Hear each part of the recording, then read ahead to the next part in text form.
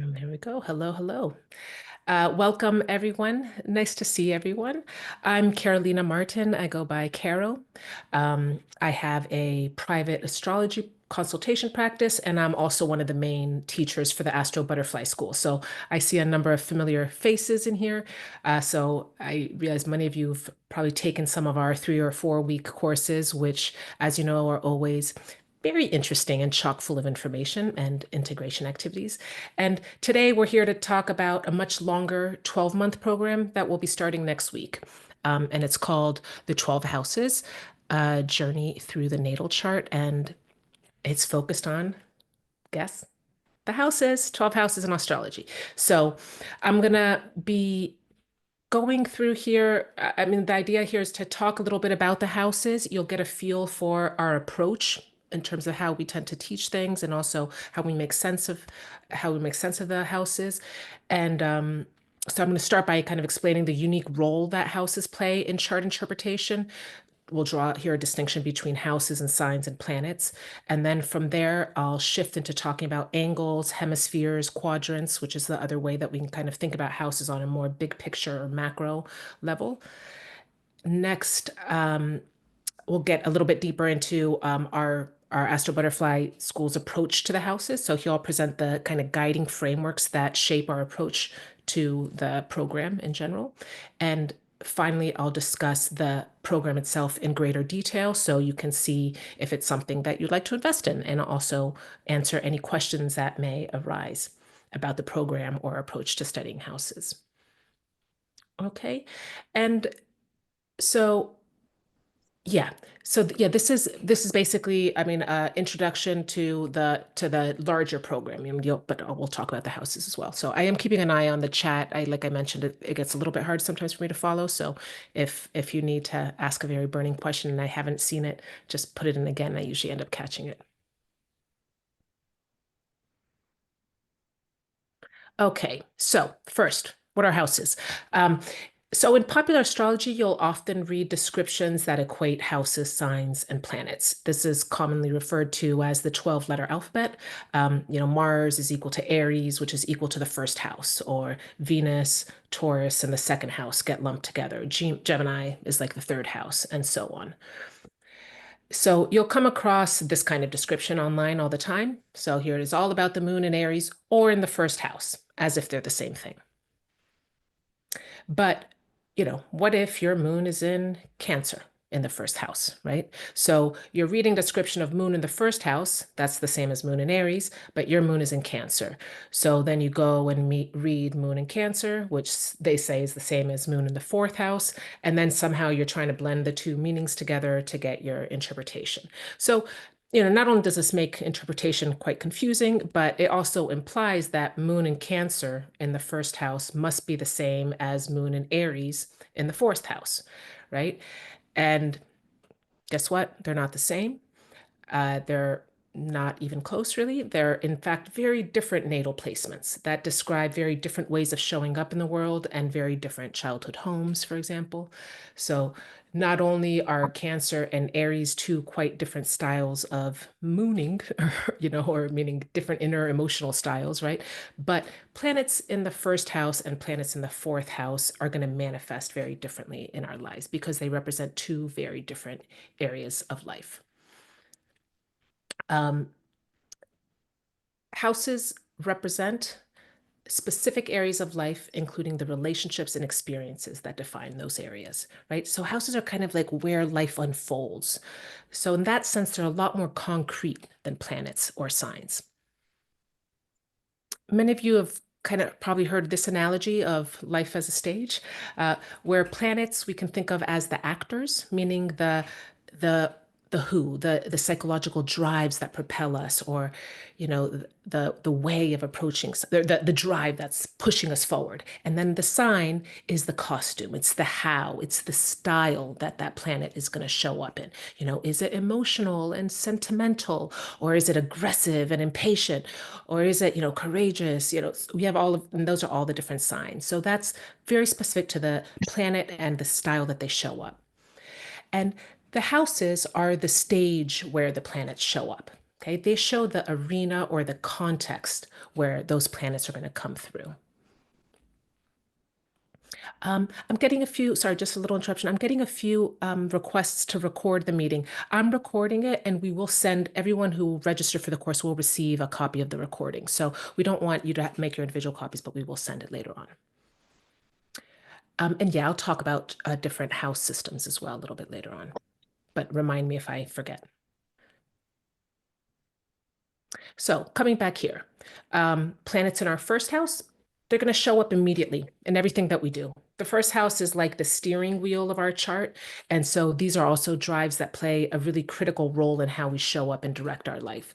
I'd like to say that these are the drives that we wear on our sleeve. Any planets that are in the first house, it's kind of like you can't help but carry them forward, and everyone kind of sees them when you show up to the room, right? So to have your moon in the first house means that everything the moon represents, your inner unconscious way of being, your default emotional patterns, your mother, are things that will in some way play quite a critical role in directing your life because the first house is that steering wheel, that the helm of the ship, if you will. And these are qualities also that are going to be very obvious in your personality. So moon in Cancer shows a default way of being, moon, right? That's sensitive, emotional, protective. That's Cancer. So someone with moon in Cancer in the first house will find that that sensitive, evocative, emotional inner way of being is going to show up in almost everything they do. Their emotional sensitivity is going to be quite obvious to everyone. Because planets in the first house, there are these drives that are central to our personality and style of being. That's what this house indicates, right? Lord Byron, he's an example of someone who has Cancer moon in the first house. He was a poet, a leading figure of the Romantic era, had moon and Cancer in the first house. So makes sense. He showed up in the world, first house, through the lens of that sensitive and really evocative moon. Uh, in contrast, planets in our fourth house are much more hidden, right? You could see it just from looking at the chart. They're at the bottom of the chart. They're down at the base there, which is the most personal part of our chart. And we'll talk about this a little bit more further on, but it's also the darker area of our chart. So it's less public, less visible for everyone. So they show characteristics that are going to very much fuel us from the inside, from our base, but we won't necessarily come off in that way in every interaction we have, right? These are drives and qualities that in some way define the home that we came from, our ancestry, and generally the kind of home we find ourselves creating. So these are drives that will express much more freely in private, right, in our home. And so, of course, your moon is always an important drive in yourself, and you bring it to your interactions in some way or the other, but it's more or less obvious depending on what part of the chart it's sitting in. Yeah, sorry. So with the moon in the fourth house, the unconscious identity and emotional world are rooted in family history and expressed behind closed doors. And in Aries, that we would also pay attention to the sign, of course. So in Aries, that's an emotional world that's fiercely independent, really courageous, probably, has a fighting spirit, maybe, right? It's also quick, a little bit impatient. So while that's an inner emotional world, moon, that they carry with them everywhere, it's just not going to be as obvious in the way they show up in the world. Of course, this can be reflected in other ways with aspects and things like that, but this is one that, it's not the first thing that you're going to notice about the person necessarily.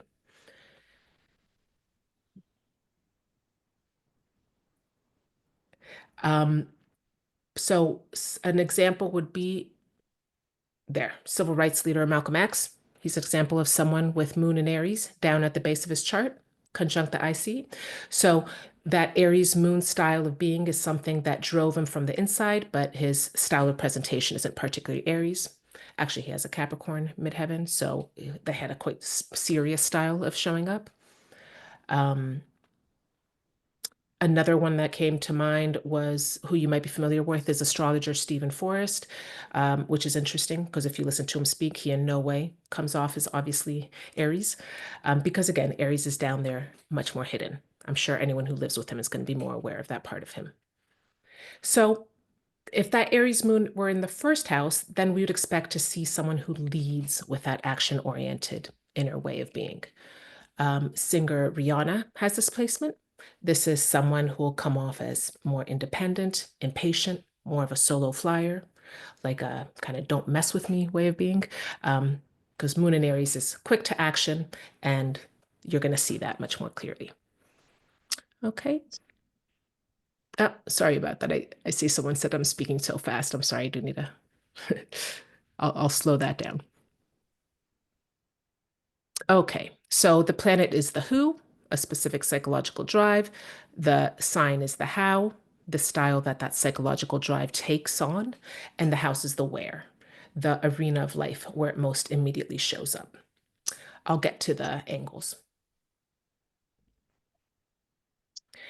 Now, the signs, this is kind of to draw a contrast a little bit between signs and houses. The signs in the tropical zodiac are derived from the Earth's year-long revolution around the sun, right? The sun spends about 30 days in each sign.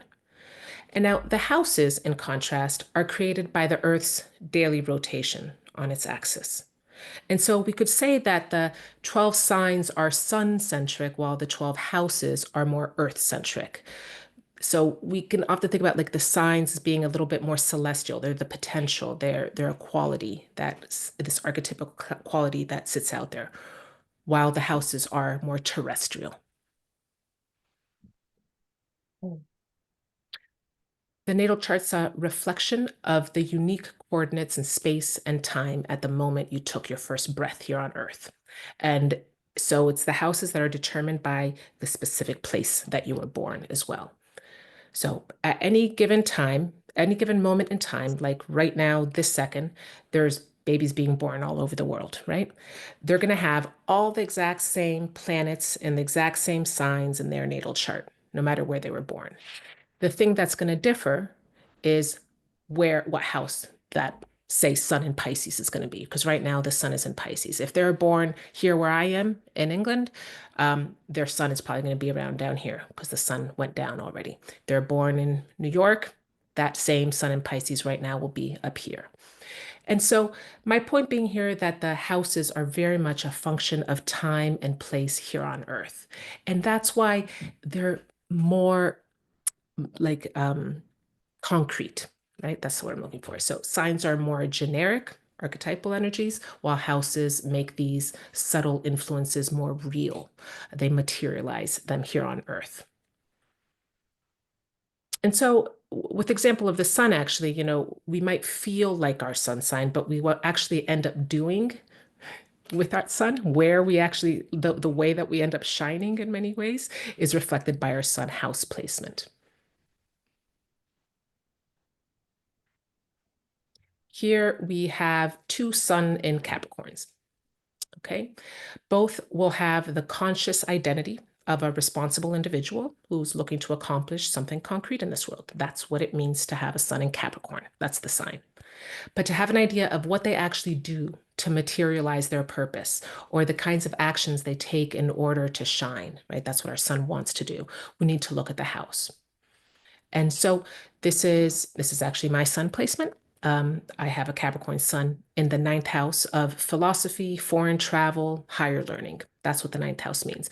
And so my life path has played out a lot in this arena. I'm a teacher, astrologer. Before this, I worked in international development, which was very foreign travel. Like before that, I was a sociological researcher and I taught at university. So you can see that my desire to materialize something concrete in this world, sun in Capricorn, comes through these ninth house activities. Um, like, whereas if it was like in the third house, this is a house that's traditionally associated with local travel, communication, learning, immediate environments. So planets in this house tend to come through in our style of communication, our style of writing, often the way we choose to interact with others, how we get around in our local environment. So you get, for example, a lot of musicians with sun in the third house. You'll get writers with lots of sun in the third house. If it's in a sign like Aries, sometimes actually this reminds me, my driving instructor, when I moved to England, I had to take driving classes. He had sun in Aries in the third house, which made sense. He drove locally for a living, right? So the what is being done is much more indicated by the house there.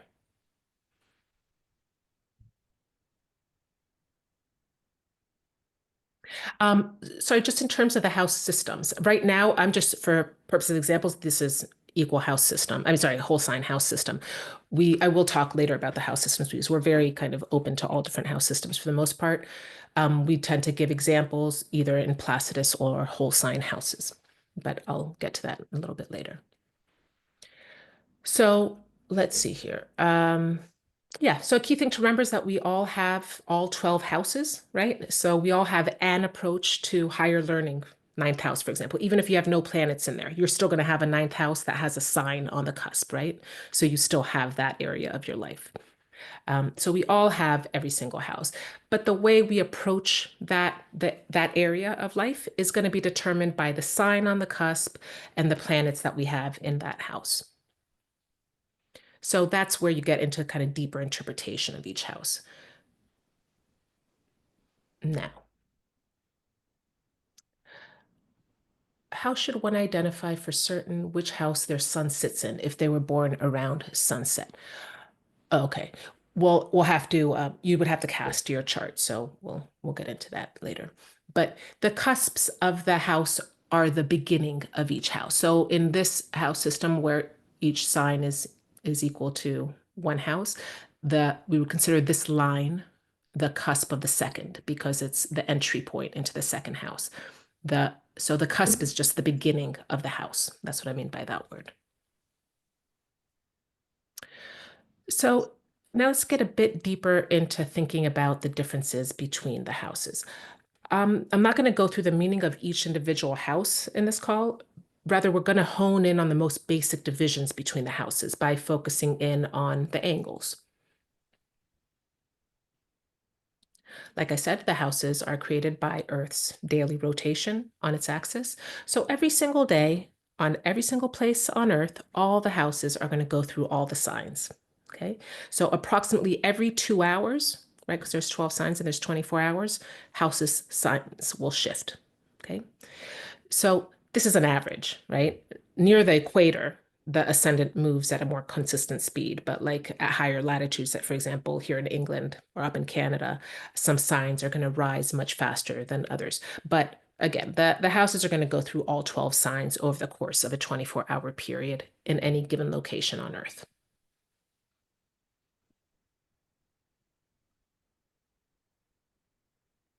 And as many of you know, in any 24-hour period, we go through day and night, right? So day and night are actually marked by the sun's movement across the ascendant and descendant axis, this line that pretty much divides the two.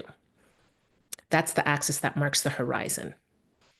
So here I will show the sun. This was today and make it go. Let's see, there it is. See, so there you can see the sun moving all around the wheel over the course of 24 hours. And so what you see is that the ascendant sign is changing every couple of hours. And so when that sun crosses over the line, that's daytime, right? And then when it crosses down here in the evening, that's nighttime. Okay, that's basically how the houses work. Um, yeah, sorry. So let me answer some of these questions. Um, so every 2 hours, the planet in a house shifts or the sign in the house shifts, right? So in a natal chart, what happened? That's going to drive me crazy if it keeps moving while I'm trying to talk. Hold on. So in a natal chart, the natal chart is just like a photograph of where everything was and in the houses that they were in on the moment of your birth. So your natal chart is static, right? Your natal chart is again like a photograph of the transits at that moment with the ascendant at whatever sign it was at when you were born. Okay. So that doesn't shift. That clear, Lead? Yeah. So my point in pointing this out is just how um, what the axes mean, right? So and how we can divide the chart based on the horizon and where the day and night aspect in this case. So here what we have is in the top half, right, which is considered the southern hemisphere. This is what was visible when we were born. This is what was up in the sky when we were born. It's all the planets that were above the horizon at the moment that we were born. Now, if you were born in the middle of the day, you and the moon is up here, you couldn't probably see, maybe you couldn't see it with your naked eye, but it was up there, right? So but this, again, metaphorically, or this is the reason why planets that are at the top of this at the top of our chart are more visible. They're more visible parts of us for the most part. Whereas the planets that are at the bottom of the chart is what was invisible at the moment that you were born. And so planets below the horizon or in the bottom part of the chart are more personal, they're more subjective, they're more focused on the internal world. Whereas planets that are up here orient more to the outer world. Okay, so that's one of the basic divisions between the chart.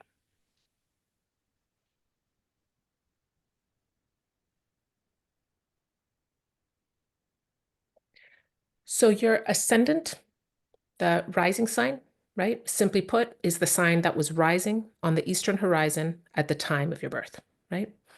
And it's the most important point in the sky because it signifies the exact moment in time and place in the world where you were born, right? Like, I mean, it's that concrete sign that was rising just when you're born. And so metaphorically, what that means is that this is the sign of the qualities that you show up with, that are rising in you when you show up in the world. So it's basically a symbol of you emerging and coming into existence. That's what the ascendant is all about. It's your kind of gateway into the world. But this is an axis, right? We call this the ascendant descendant axis.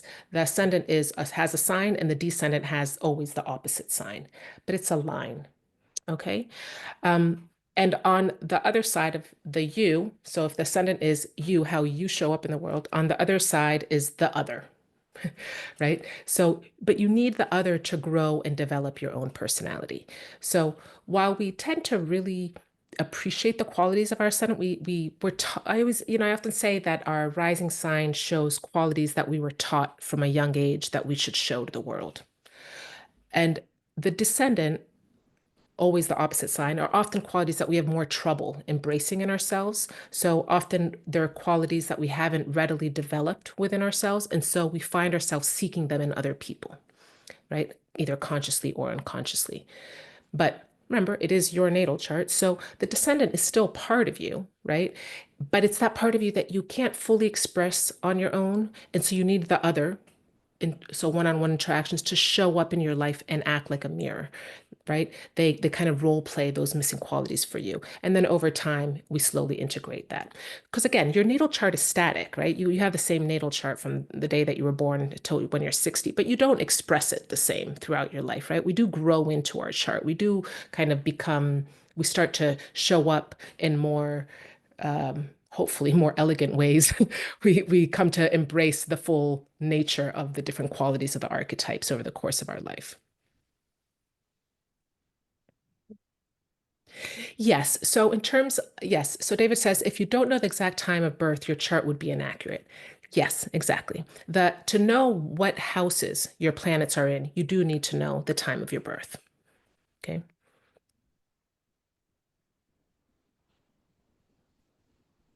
The ascendant degree, just for reference, it moves 1 degree roughly every 4 minutes. That's kind of the pace. So sometimes people are like, well, they ask their mother and they know that they were born in the morning. It's really helpful if you know, like, okay, it was near dawn, or at least to get a bit of a range, and then you can usually narrow it down, at least your time of your which sign is at least on the ascendant.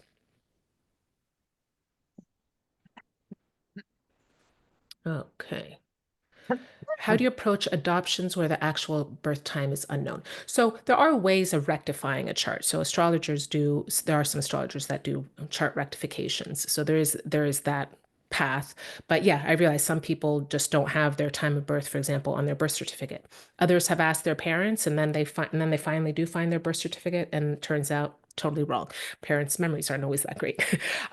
So it is an issue. I mean, it's definitely very different to read a chart for someone who knows their time of birth versus not knowing their time of birth, and especially it's specifically because of this house issue.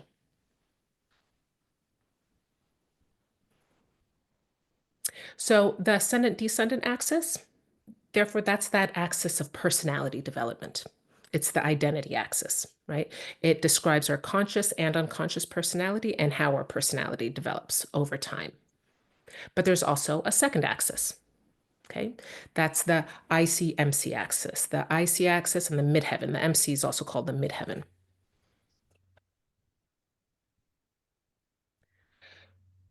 The the ICMC axis is about where we come from and where we're headed. Okay, that's what we think about these two. The base of the chart is where the IC is, and this is the cusp or the start of the fourth house in Placidus house system, for example. So if you've cast your chart before on astro.com, the default house system is called Placidus. That's the house system that you've probably seen your chart in. If we have any, I find that a lot of like millennials or Gen Z tend to see their chart in whole sign houses because there's a number of popular astrologers who use whole sign house system, and that one's just a different house system where they will have all like each house is just one sign basically, but your ascendant will still fall in the first house. So there are different ways that astrologers break up the houses. And that is important. It's actually it's a massive debate within the astrological community. And it is something that we're going to touch on over the course of the program, hopefully. But for our purposes, we very much recommend if you've cast your chart already, you're used to seeing your chart in your one way, use your house system. We will talk about the difference between the house systems in the program. I mean, I don't have time to cover every single house issue in this call, of course, but I'm a firm believer that they all work. And in fact, I think one of the really interesting questions is how do they differ? You know, how is the information that you get from your whole sign house chart different perhaps to your Placidus one? And, you know, what can we gain from knowing the two? Someone also asked about intercepted signs. And so I know for those of you who are more beginners, this is all probably going over your head, but we will also cover intercepted signs in the program for people who are interested in that. Okay, so what was I saying here about the ICMC axis? Right. So this one is about where we come from. So the IC represents our family lineage, really, the narrative we kind of have about our family history, really is the way I tend to think about it. It's our roots, our childhood environment, our psychological foundation also, we can think of it. It's who we are when no one's watching, right? So it's you can't help it. You default back to that oftentimes. I mean, and it's going to depend again what planets you have in there and your relationship to your IC, but it's that much more quiet base from your chart. And directly opposite is the midheaven, and it symbolizes aspirations, public role, career path, right? The way that we're perceived in the world. So when you want to know more about someone's career, for example, you're asking questions about that, we're usually focused a lot on what's going on up here in the chart. That we're analyzing the MC, we're analyzing the 10th house. Mm. Mhm. And Okay. so while the IC is where we feel safe and rooted, the midheaven is what we strive towards, right? It's the person we work to become over the course of our life. So, um, and yeah, we often say this, that the stronger the roots, right? The stronger our foundation, the higher we can reach towards our ambitions, right? Much like a tree extending branches skyward, only, but you kind of need those roots firmly planted. Okay, and so these are the axes, the two main axes in the chart, and the ICMC one is the one that marks our place in the world, right? Where we come from, where we want to go. Um, so our inner conflicts and the process of identity formation are described by the ascendant-descendant axis, while our kind of more our bigger conflict in the world, for the most part, our work-life balance as well, are very much described by the ICMC axis and that polarity. And again, always they're going to be opposite one another, those points. And together, these two axes, they divide our chart into four parts.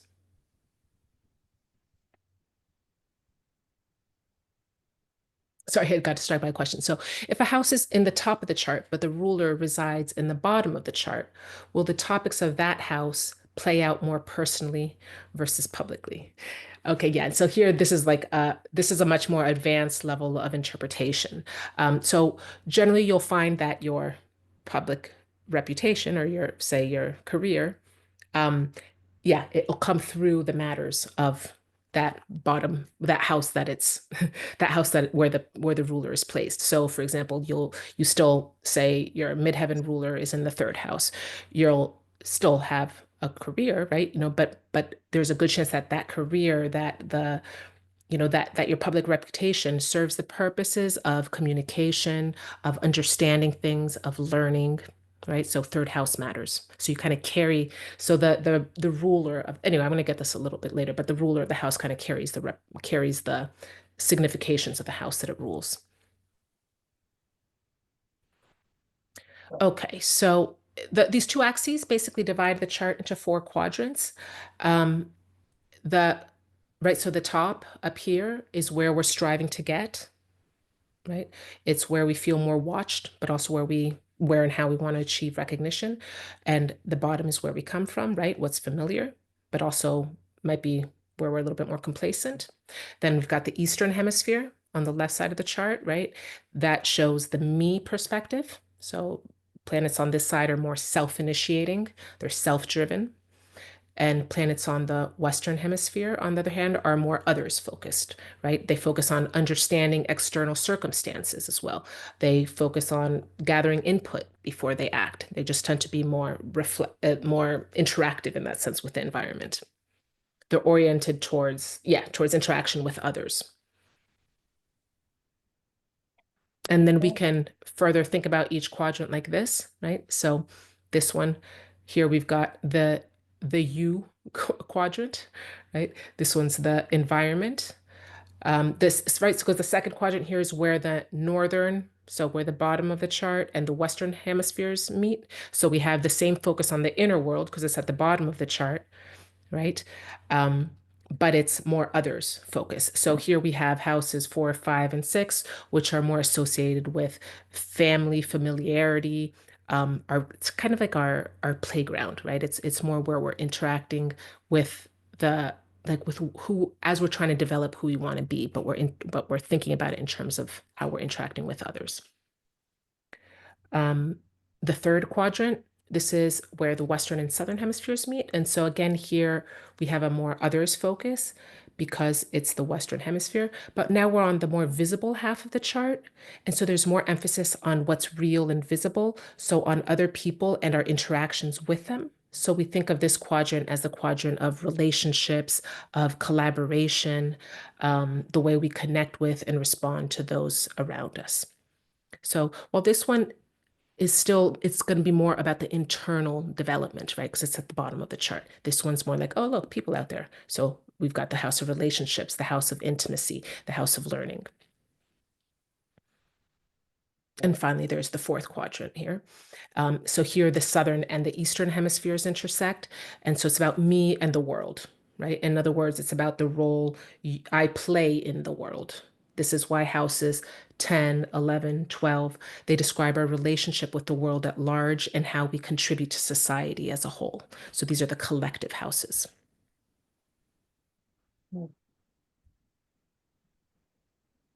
Okay. Um, and so this way of conceptualizing the houses, thinking about day and night or the different quadrants are some examples of how we approach the division of the houses.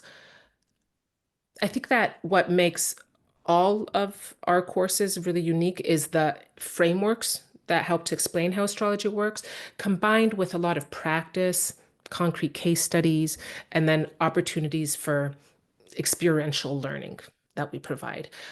We're very conscious, I think, that people learn in different ways. So some through watching recordings, others through reading, others through participating in discussions, others through seeing lots of different kinds of examples, others through activities and discussions to help internalize what you're learning. And so we kind of provide opportunities for all those things throughout the program. Someone just drew on my slide. I forgot. I forgot to turn that off. So try not to draw on my slide. I don't actually know how you guys do that, but I forgot that I was supposed to turn that off. Um, so looking over here at the 12 houses theory column, over the course of the year, we're gonna cover each house individually, but through the lens of the angle theory, the quadrant hemisphere perspective, the light and darkness paradigm, and this three-step approach to interpreting the house. Some of these perspectives are going to resonate with you more deeply than others, but they all provide a deeper, more thorough way of understanding the houses than just memorizing a bunch of keywords. I think that's the key. Um, you're gonna gain a deeper understanding of why each house has the significations that it has. And so for beginners, this makes remembering the meanings of the houses a lot easier, right? Um, but if you're a relatively advanced astrologer, this also allows you to take your interpretations a lot deeper because you have a broader conceptual framework to think about them. Now, the light and darkness paradigm, this is something I already explained briefly, right? This is the idea, but as we go through during the program, each house one by one over the course of the months, we're going to be applying this framework to that house. So you kind of see how it fits in. Then there's the quadrant hemisphere approach, which I also just talked about very quickly. I ran through it quite quickly to give you an idea of what we're talking about. But again, every month you can consider this framework more deeply through the lens of the specific house that we're going to be studying. That's why the program is 12 months. Basically, we're going to be focusing on one house every month and going and doing very deep dives using the different frameworks and then other activities, which I'll describe. Oh, then there's the angle theory. This one I didn't explain yet. This is one that I find incredibly helpful. And it's particularly interesting when considering transits through the houses, I find. So again, a more advanced thing. I know some of you might be beginners and aren't used to looking at transits, but it's again just a really nice framework to help remember what the meaning of the different houses are. And from this perspective, we interpret each house in terms of its relationship to its closest angle, right? So we talked about what the four angles are: the ascendant, the self, the descendant, the other. IC is the roots. Midheaven is your goals or your aims, where you're headed towards, right? So, for example, if the ascendant and the first house represent the self, the incarnation of spirit on earth, right? That's the first house, how you come into this world. The second house is below the self, right? So it provides the foundations for the self. It's what we stand on. You can think of it that way, which is why the second house is the house of our resources. It's the house of money, possessions, stuff, but also our talents, skills, energy. It's our resources, right? So it describes qualities we're ready to harness to feed and support the self, right? The first house. Um, Whereas the 12th house, it's beyond the self, right? It represents what's above the ego, what we can't see. It's our blind spots, our unconscious. It's also the elevated part of ourself, right? So our hidden potential that's waiting to be integrated, right? It's also literally what's above the body. So our spirit, right? Our higher transcendent self, which is why you'll often hear the 12th house talked about as the house of spirituality, right? So just kind of by thinking about what that angle is and the relative position of these two, you immediately get a sense of how these link together. Now, let's look at another angle. So, for example, the descendant, right? That one, as we mentioned, it marks the seventh house, and this is the house of the other, right? Classically speaking, when you want to analyze someone's marriage partner, you look at their seventh house, right? Or their primary relationships, primary one-on-one relationships. So this is the seventh house is the house where we're aiming to find equality, where we're aiming to find that balance with the self, right? It's me versus the other. So we already talked about that axis in general. But now we can think about how the sixth house is below the other, right? It shows where we feel we are below the other, which is why this is a house that's associated with work and service. It's where we feel we need to put in effort, right? Where we need to prove our worth so we can feel equal to the other. Meanwhile, the eighth house, it's on top of the descendant. And it shows where we move on to the next level of relationships into deep intimacy, trust, often unspoken power. Um, it also shows where we feel we've done more than our fair share in relationships, which is why it can show a sense of entitlement or a lack of entitlement to other people's resources. That's why this is the house that you'll often hear described as the house of other people's resources, shared resources, assets, inheritance. So it's got this kind of so it grows off of the seventh, right? It's above the seventh, but it's the resources that come as a consequence of the relationships. It's also the house where we delve deeper into our understanding of relationships and human nature, right? It's this is why it's a house also associated with the esoteric, right? It's where we explore the mysteries and complexities that go beyond the surface?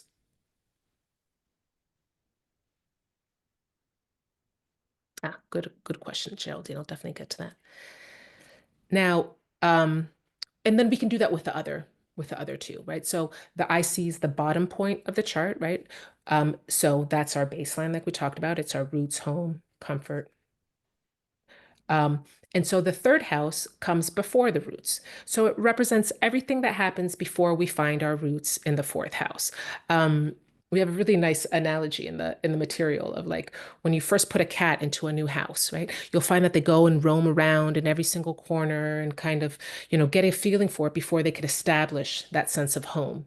That's the third house. It's kind of like where we're moving around and kind of getting oriented around who's our neighbor, who's, our siblings. It's like what's around us, right? Third house.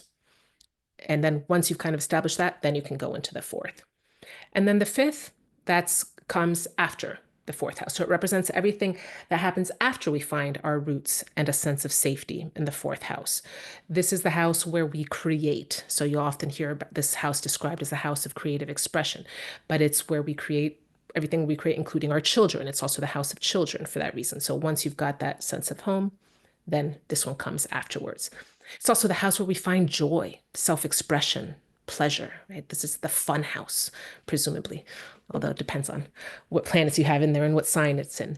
But it's where we find joy, hobbies, romantic partners, right? So angle theory, really interesting way to think about and I forgot you the top one, to think about the different houses. It's just another kind of anchor and way to remember the meaning of the houses. So if the midheaven is our career, the ninth house is all the preparation that we want to put into before we get to our career. This is why we often associate it with the house of higher learning, right? But it's more than that, right? It's where you broaden your perspective, right? And where you kind of create an opening or you fill it with knowledge or philosophies that then will feed into where you want to go in life, midheaven. And then the 11th house after your career, right? After the aims. And so the 11th house represents this house. I like how the ancient astrologers talk about it as the house of hopes and dreams. It's everything that happens after we grow into the best version of ourselves, hopefully, 10th house, and we discover our vocation. In the 11th house, we feel the drive to share and implement that vision, often in a group of like-minded people, right? But the 11th house it's where we want to it's where we're a little less focused on personal ambition, right? And what we want to get out of it, like how we want to share that with the world. Oh, I'm not going to get into the nodes on this call because it is quite different. And so this view is based, so someone asked, is this view based on Placidus or whole sign house system? It would be the same. So recognizing that the IC and the MC in the whole sign houses might not be in your fourth and 10th, we would think of it in terms of the nadir and the zenith in or it's kind of the top of the bottom of the style of the chart. But again, this is theories and ways to break up the meaning of the houses. And so the significations of the houses are the same in either Placidus or whole sign houses. What happens in the different house systems is that the cusps change. So you'll have some planets that bump from one house to a neighboring house. But the significations of the houses are all the same, whatever house system you use.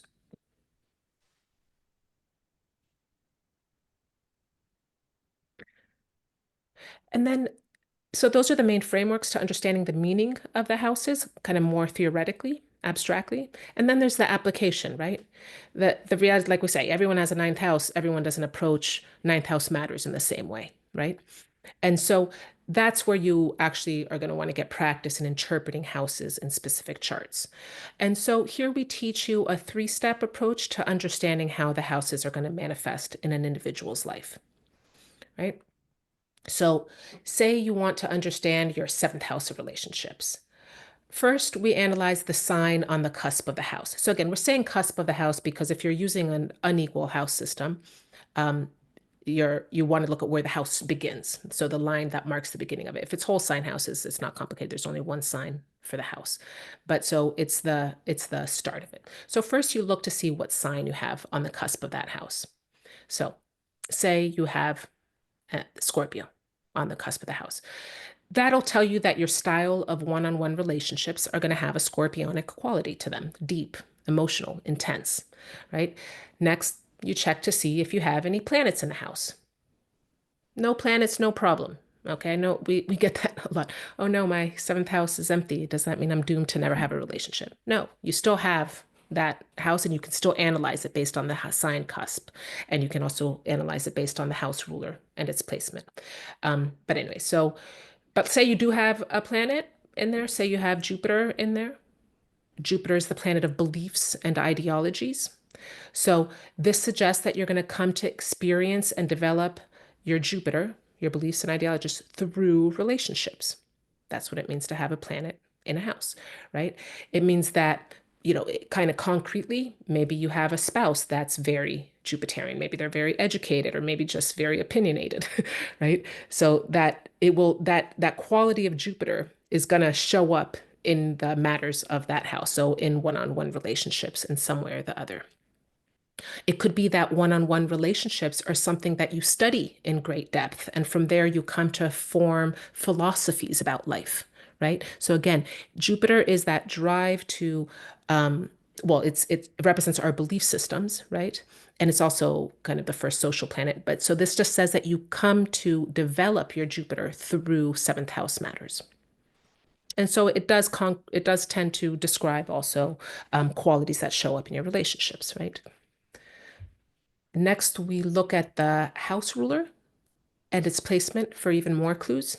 So now this is a much more advanced step. So if you're a beginner, you might just start by analyzing your sign cusp. That'll be the main thing that you're focused on. That in itself is going to give you a lot of information. You're more intermediate, then it's easier to kind of start thinking about the planets that are in there and adding that into your interpretation. And again, over the course, this is one of the reasons that this program is long, because you repeat this enough times over the different houses and you really start to get a feel for it, right? If you're more advanced, you maybe already are used to analyzing the house ruler. And so that's a more advanced step. But basically, Scorpio, you think every sign has a planet that rules it. And so you look to see where the ruler is. The traditional ruler of Scorpio is Mars. So you would look at where Mars is in your chart. Say Mars is in the second house. This is going to show us that seventh house matters in some way shape the second house, okay? Because we can think of the house ruler as kind of like the ambassador of the house, right? So it's the ruler of the house. So wherever that planet sits, it carries the meaning of the house that it rules, okay? And so the second house is the house of, like we said, money, value, self-esteem, material security. And so when the seventh house ruler is in the second house, we can say that partnerships, because that's what the Mars is carrying here, are going to impact financial security, personal values, material stability, right? So relationships end up coming through the topics of that house in some way.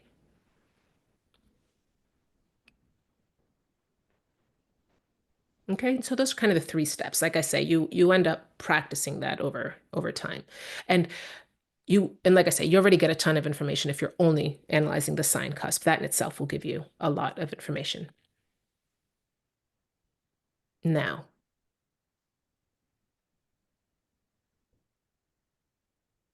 here we go. So, in terms of giving more detail about the year-long program, um, basically every month we're going to be doing a deep dive on a different house. Okay, that's the idea. So we're going to start with the first house now in March. Well, in the first month also, there'll be a lot of these kind of the videos to actually help you get a grip on some of the more, on the frameworks as well. Then second house, second month. So in April, we'll go on to the second house and so on. Okay. And at the start of every month, a video training is also going to be released along with a downloadable transcript of it. And these are pre-recorded videos that you can watch at your own leisure, right? Focused on each house and discussed through the lens of angle theory, quadrant hemisphere perspective. And then we'll also give you keywords and examples. Then every month we're going to have a live call where they're basically deep dives into each house, right? So different house each month. They'll be about the calls are like an hour and a half long and will be focused on house interpretation. We'll talk about how signs and planets each affect the way the house expresses itself. I'm I like to give a lot of examples of different charts because I think that that's how you start getting a feel for how things show up as well. And if you can't make the live calls, you can always watch the recordings. Then we have every month this amazing race challenge. Every month we're going to suggest an activity that's related to the house of the month for you to do. It's an activity that's meant to help you embody or reflect on the activities associated with that house. And then you can share your experiences on the forum or not. You can read others' experiences. Again, it's just like another way to kind of get into the details of the house. Oh, sorry, I forgot to. I as I was let me finish this and I'll get to the question. Sorry. Um, then we have an ascendant sign based circle. Okay, so the circles are basically groups that will have the different students divided into. And so we're going to be creating groups on the platform where you can have discussions with others who share your ascendant sign.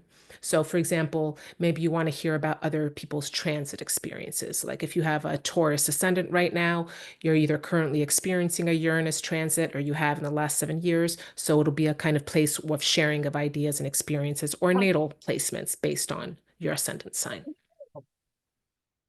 Okay. And then there's forum discussions on the platform where, at least a few times a month, there's going to be specific discussion prompts on the platform where you can reflect on different parts of the meaning of the houses or manifestations of the house of focus. Okay, so that's kind of the basic bare bones of what'll be every month, different and specifically related to houses. So really, there's a lot going on. At the minimum, you'll spend a couple of hours a month taking in the information on the training and the live calls, but how much you interact on the platform or join other discussions is up to you. And you can spend 2 to 5 hours, honestly, a day on there with no problem because there's a lot going on usually. This is the platform. So some of you who have taken the classes or classes before are used to just a platform that's specific to that course. This program is going to be hosted inside the Age of Aquarius community platform. So this is a community platform, online community platform, kind of like Facebook for astrologers. You could tell I'm old. I used Facebook as an example, like where there's different threads and you can talk. There's also a bunch of material there already. So in addition to the house's material that's going to be coming out every month, there's various other discussion threads on the platform and resources. There's dozens of pre-recorded webinars, threads and discussions on various topics from solar returns and Venus cycles to astrocartography, locational astrology. So it's really like a big library of information as well as a place where you can interact with other people who are studying astrologers or who are astrologers. Um, the okay, sorry. So I wanted to answer one of the questions about about the rulers. Yeah, I use this just to like I feel like I was going to stop and say it because as soon as I put it up, I thought to myself, someone's going to ask me this. Here, when I said about the ruler of Scorpio being Mars, that's the traditional ruler of Scorpio. I know a lot of you associate Pluto as the ruler of Scorpio, right? And Pisces as a ruler of Neptune. Jupiter's the traditional ruler of Pisces. Neptune is the modern ruler. I tend to use traditional rulers when I interpret this. It's not that I don't believe that's Pluto is related to Scorpio, of course it is, but in terms of like the concrete manifestation of topics, I find that the traditional rulers are more accurate. But again, open to discussion about this. But yeah, so all the outer planets have both a traditional ruler and a modern ruler. Sorry, so getting back to this. Um, Yeah, so in addition to the monthly material, you have access to the Age of Aquarius platform that has all of its different resources. And then in addition to the monthly webinars that we'll have, we're also going to have a webinar on intercepted houses because I know that that's a topic that people are very interested in. So if you use an unequal house system, you can get intercepted houses. If you use equal houses or whole sign houses, you'll never have intercepted signs. But if you use an unequal house system, you do so. We're going to do a webinar on that topic at some point over the year. Um, I hopefully will have another webinar where I'd like to talk about the different types of house systems. I think that'll be a very interesting one as well. We'll be talking about the influence of transits as well. Um, Planets in houses, examples, house rulers and their placements. So all these different issues that come up when you're talking about houses, we hope to cover over the course of the year in different ways. Some will be through writing on the platform, some will be through webinars. Um, in terms of the actual activities, there's the monthly live calls, the Amazing Race Challenge, which are the activities, these ascendant sign-based circles that I was saying, where you're able to kind of discuss with others who have the same ascendant sign as you. Forecasts and transits tracking. Oh, that's right. That's something else that every month there's different forecasts that are made for every ascendant sign. Um, and you can, and that's the difference between this and say, just looking up a horoscope is that on our platform, you're able to discuss and interact also if you have questions. Um, so there's also for these forum discussions where you can ask questions that come up. We also have a book club most months. I think it's every month actually, where we're talking. And it's not necessarily that you read a book every month, but it's like a specific topic that also comes up that you can join. So you're welcome to join those calls as well. And then there's always a monthly natal chart reading practice call where it's kind of like, okay, a chart and you practice in groups also with interpretation. So overall, it's this platform where you have a lot of opportunities to deepen your knowledge. And we have members who are we have many who are professional astrologers like myself, and then we have many who are beginners, and then we have many who are intermediates, right? So it really is kind of open for all different levels. I realize that beginners, there's some discussions that they'll get lost in, but it's and then some that are going to be specifically targeted to more beginner level. All house systems are welcome. Um, I, in the monthly calls, I tend to use Placidus just because that's the default house system that's used on astro.com. For transits, we tend to use whole sign houses, and we'll explain why in the course there. For house rulers, tend to default to equal houses. But again, that's my way. We have many people on there who, for example, who use whole sign houses for everything. Others who use Placidus for everything. So definitely the idea is to create an actual community of astrologers where these are topics that are freely discussed. Okay, so yeah, the idea is that you will have a solid understanding of the houses and also feel more connected to yourself because there's a lot of self-exploration in all of the activities and in the discussion forums. Okay, and any questions that I can answer?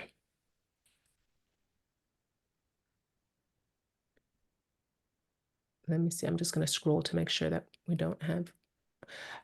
I'm not going to answer questions about like the nodes, for example, just because it's a quite different topic.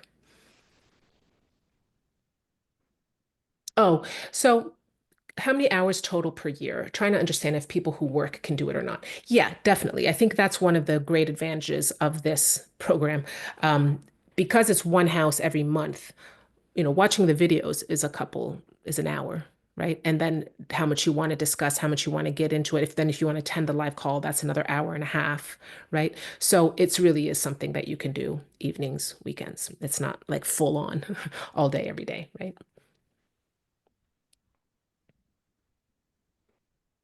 Um, do we talk about progress chart? There are a ton of discussions on the platform about progressions. Yeah. Yeah, this is what I mean. Like this is a really big, I mean, we have a few hundred members and we've been going for a few years. So we've accumulated also a number of discussion topics that you can always like search the history, but also we have specific webinars dedicated to different topics as well that are recorded and are in the resources section. So I don't know that we'll be talking about progress charts specifically in regards to this house program, right? But it'll come up. Um, what time of day will the live calls be? So I run those and I live in the UK and so I tend to schedule them around this time, basically. So anywhere between, well, you'll get the schedule for when the live calls are going to be in advance, but they are almost always somewhere between 5 p.m. UK time and 8 p.m. UK time, which is like noon, between noon, early afternoon in Eastern US, like in New York, and it's morning in the Pacific, US. And in Europe, of course, it's around my time.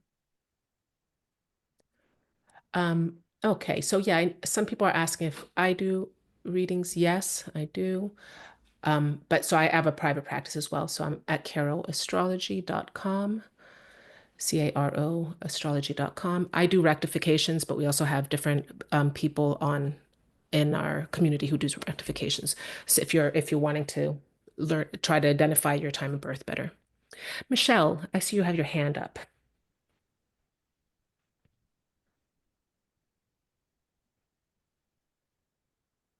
Hi, yes, sorry. Um, I can't find my time of birth. I've been trying to look into it, but nobody seems to know. So how do I do this, please? Yeah. So, I mean, Because it makes a lot of difference, doesn't it? I think. it will make, yes, yeah. If you have no idea what time you were born, you could have any house as your, I mean, your ascendant sign could be any one of 12 signs, basically. So there are rectification, like there is oh, I didn't put it there. Sorry. I just realized I had to frequently ask questions.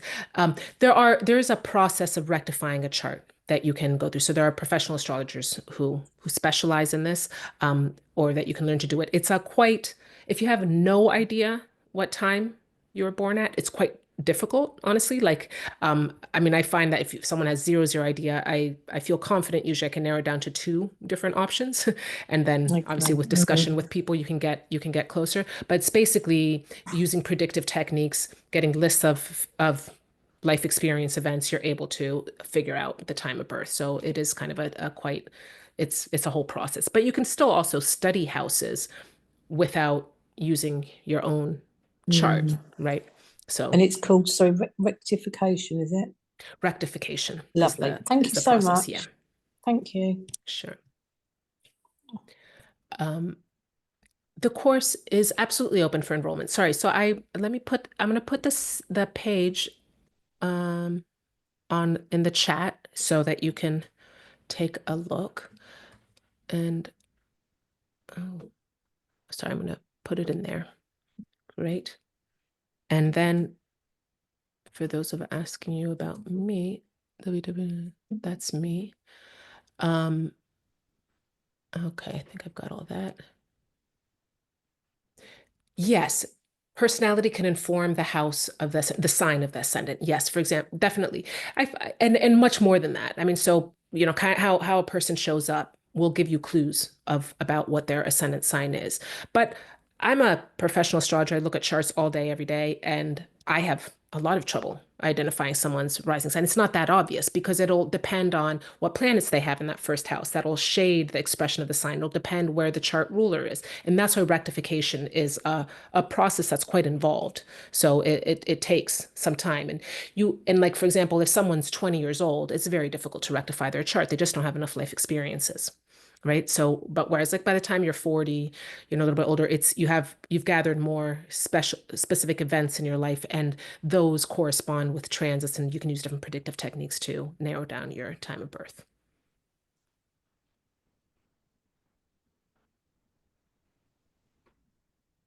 Thank you.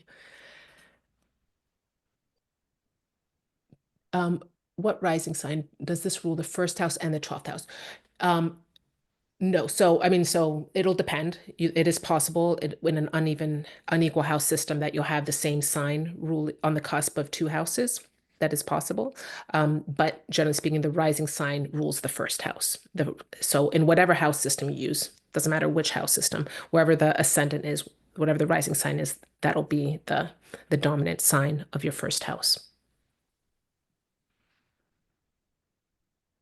Is the course the same as the Age of Aquarius membership, or is it just part of it? Ah, okay, yeah. So if you're already an Age of Aquarius member, you'll have access to the course, right? So the platform, so the course, the house, like so this year, those of you, because I know I have a few members in here, we've been doing the signs this year. We went through all 12 signs this year. So if you renew your membership, you'll have the houses as well. So it's the same as the Age of Aquarius membership, I guess is my answer for that. Can you please send the link to join by email? Yes. So after this call, you'll receive a recording of the call, and you'll also receive a link to the page if you want to sign up.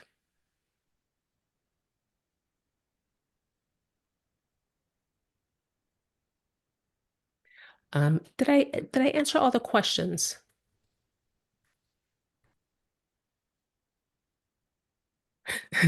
Someone asked, what's my handle? And that suggests that I'm on social media.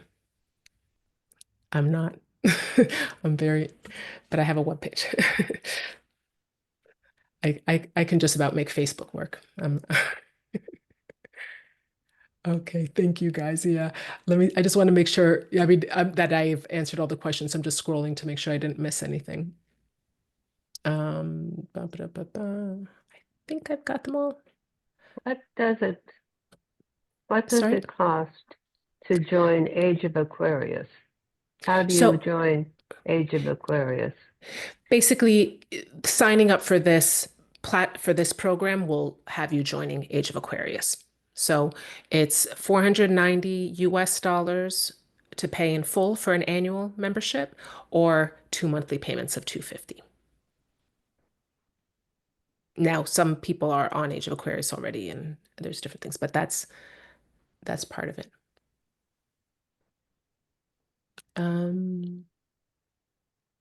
Okay.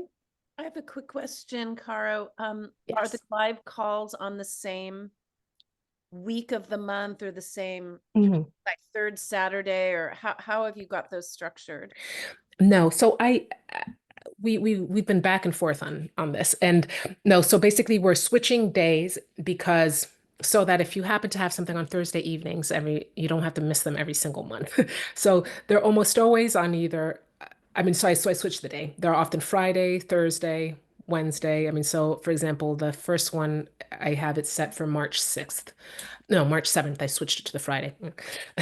Um, and then like the second month I think is on the Thursday. Like so I basically switch them month to month so that there's some flexibility there. And like I said, you can always watch the recordings as well. So So was this first um, Zoom, was this free for us? I mean, I didn't sign up for anything other than, I was interested. So I don't quite understand that part. um so the webinar that we're on right now, yeah, Uh-huh. this is free. Yeah, exactly. No, this was kind of like to talk a little bit about houses, show you our approach, and to let you know about the program if you want to sign up. It was very good. Really enjoyed it. Thank you. Oh, thank you. Tella, I see you have your hand up.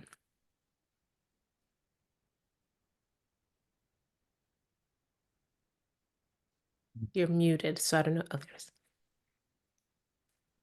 maybe you put your hand down.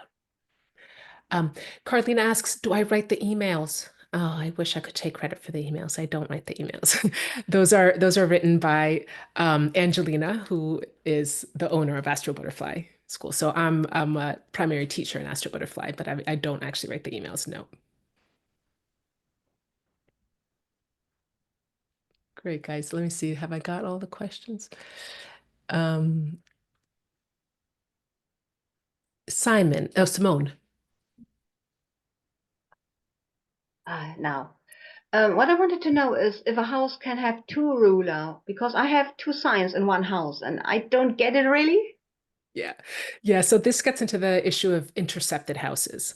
And so we'll talk about that also during over the course of the year. But if you want to see your chart without double rulers, basically you can cast your chart in equal sign houses or whole sign houses, which is a different house system. So if you've been casting your chart on astro.com, you can choose a different house system if you want to identify just one house ruler just one sign per house. But if not, we will talk about different ways that you can interpret two two signs and two signs within one house or vice versa. Okay, thank you. Thank you. Jan.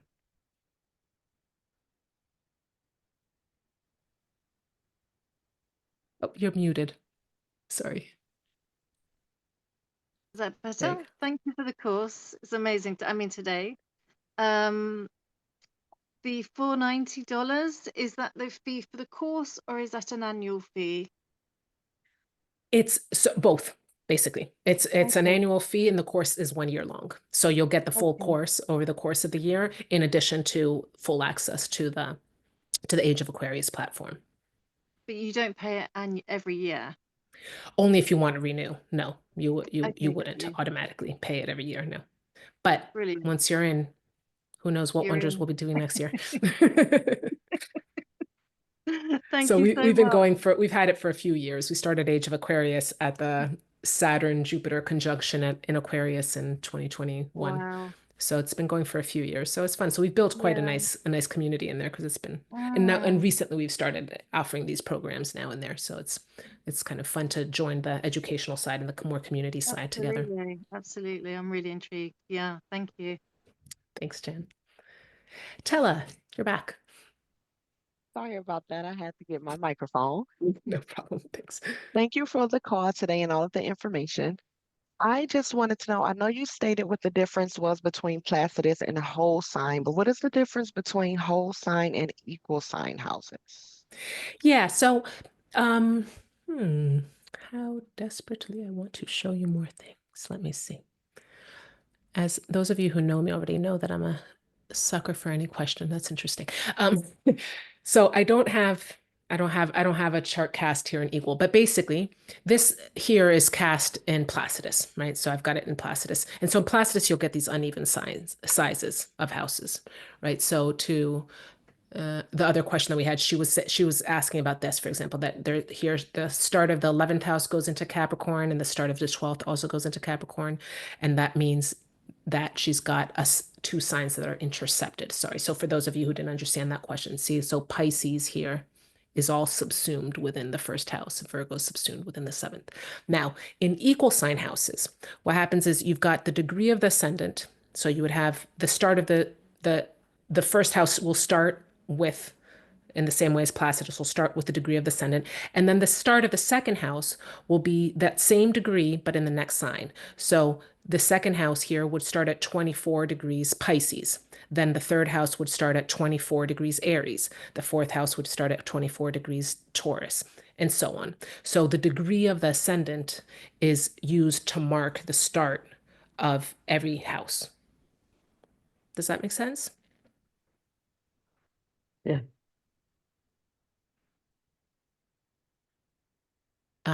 Eric. Hey, thank you. This is wonderful. And it prompts some interesting ideas to hear you talk about the houses. I've been charting various time cycles for years as cycles. So like the cycle of the houses being equal to the rotation of the Earth. And it strikes me that the different types of energy expression that the houses are involved with is equivalent to the expression of energy as it flows around the day. And just as the expression of the different signs, their energetic impression is equivalent to the same fractal energy cycle expanded to the cycle of the Earth traveling around the sun. And in that regard, then the expression of the age of Aquarius is equivalent to the exact same fractal expression of the great ages.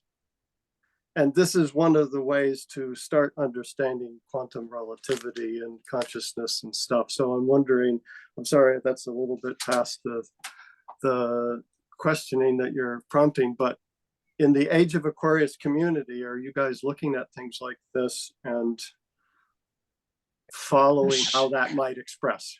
I'm sure you'll have very many fascinated, anyone can start any discussion thread on the Age of Aquarius community. And we've got people from such interesting backgrounds and different kinds of questions. And yeah, this idea of fractals is absolutely central, I think, to Yeah. understanding why and how astrology works. So I do think that those questions kind of float around there, but no, I mean, we don't have anything specifically, targeting that question, but I think it's absolutely fascinating, would be totally welcome. Okay, well, that's good instigation, and so I'm very intrigued. I would love Yeah. that participation.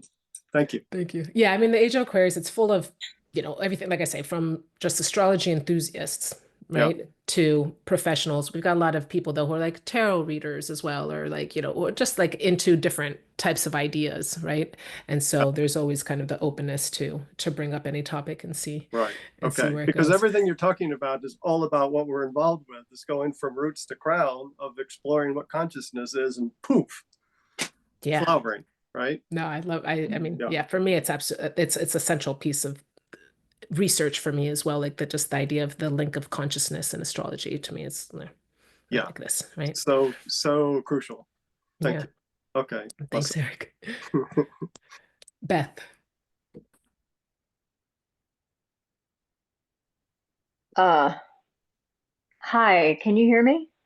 Yes. Okay, I was wondering, do you have a scholarship program, possibly? Um, I'm not sure. I'm going to give you that. I think I forgot to put that up, didn't I? I'm sorry. So you can contact, I don't do billing or anything of the sort. So you can put here contact at ageofaquarius.com. Oops, I emailed it to the wrong person. I meant to put it on the group chat. Would be the place to email and find out. Thank you very much. There you go. Okay, guys. I don't know if we have any other questions. I think I got everything in the chat. Oh, Mark asked, which software programs would I recommend? So yeah, this is we have a whole little string on software programs actually right now in Age of Aquarius as well. I use Astro Gold for Mac. Solar Fire is probably the most standard PC one, although it looks like it was created on DOS in 1999. There's Luna software is another one that I know a lot of our members use for people who have Windows computers as opposed to iOS. So those are kind of the main ones. Beth, did I answer your question? I think your hand is up from before. Okay. How many people are on the course typically? So there's a few hundred people on Age of Aquarius. People who show up to the live calls get anywhere between 20 and 40. Usually like those kinds of numbers. So and I should mention that our live calls are very interactive. So there is always kind of the opportunity to speak and to explore your own, your more specific questions. That's, I think, one of the big perks of this kind of course. So on our live calls, but also written in the discussion forum. So there's a lot of space to be asking questions and exploring different topics. Is there a time limit to join? Can you start anytime? We start next week, so I would say I don't think that you can join anytime. You go to the link where I sent you. I think you can start anytime in the first 2 months or something like that. I don't think that you can just join in the middle of the year though, but I'm not sure. Again, that email is the one to email and ask, contact at ageofaquarius.com. And when is the course beginning? Right. Sorry. Yeah. So March 1st. March 1st is when the first material will come out. I have a call that's going to be somewhat similar to this one, the kind of introductory one for the Age of Aquarius members who weren't on here. And then the first house call is on March 7th. That's when we'll be doing the first house. I'm saying that very confidently, and suddenly I've decided I should look at my calendar. Thank you. Yes, March 7th, Friday, March 7th is the first house webinar. April. Ooh, I hope you're in Aries. Thank you. I am wondering if this course also comes with access to any kind of magical library and or collection of writings. Yeah, so on the site, I wouldn't say it's like a, you know, a library per se. Actually, I can show you what the site looks like. How about that?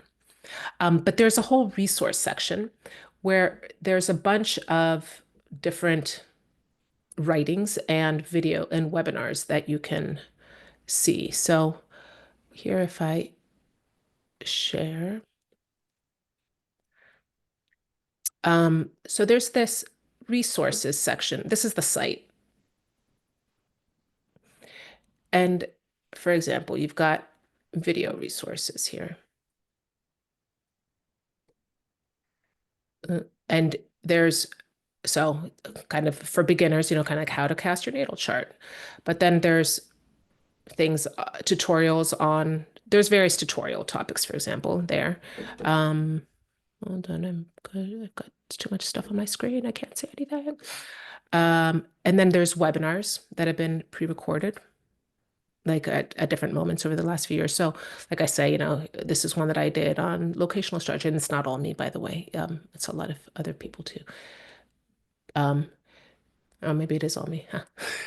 Why is my face everywhere? So there's lots of these things. And then, but these ones on I feel like there's, oh, sorry, there was written text resources. That's what I wanted to show you in answer to your question. So it's not a library per se, but there's basically a lot of different topics that we've covered at different moment, and they've been filed here. So 7-year Mercury cycle, the Venus return. So this is what I mean, like you can spend hours and hours just going in and reading about different topics if you're interested, especially more advanced topics, but also there's stuff there that are more introductory, the part of fortune, part of spirit, so it's that. So it's not a library access per se of like, journals or articles, but there's a lot in there. Okay. I love you. Oh. Okay, there we go. So I think that's everything. So it was a pleasure to meet everyone. And like I say, if any other questions arise, please email and we're happy to answer. And if not, I hope to see you on the Age of Aquarius and for the course. Thank you guys for showing up. Thank you. you Bye. for your time. Bye all. Thank Good you. night. Bye, Carol. Bye. Bye. Thank you. Thank you. You get out of this. Let's see.